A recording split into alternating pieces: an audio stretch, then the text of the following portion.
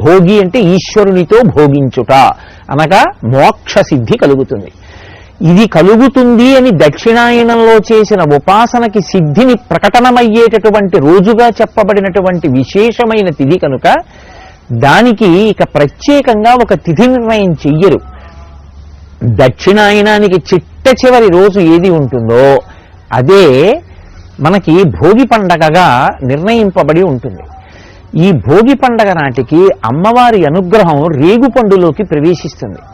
అందుకే చిన్నపిల్లలకి జాతకరీత్యా ఏవైనా ఇబ్బందులుంటే తొలగించడానికి వాళ్ళేదో కూర్చుని పెద్ద పెద్ద యజ్ఞయాగాది క్రతువులను నిర్వహించలేరు కనుక చిల్లర పైసలు, బంతిపూలు, రేగుపళ్ళు, చెరుకు ముక్కలు, కొబ్బరి ముక్కలు ఇటువంటివి కలిపి పెద్దవాళ్ళు పిల్లల్ని కూర్చోపెట్టి వాళ్ళ మించి ఈ పదార్థాన్ని కిందకి విడిచిపెడతారు.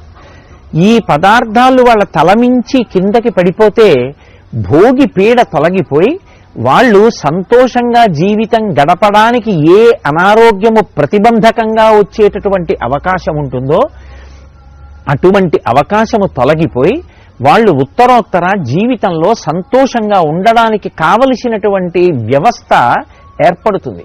అందుకే భోగిపీడ తొలగించుకునేటటువంటి అద్భుతమైనటువంటి రోజు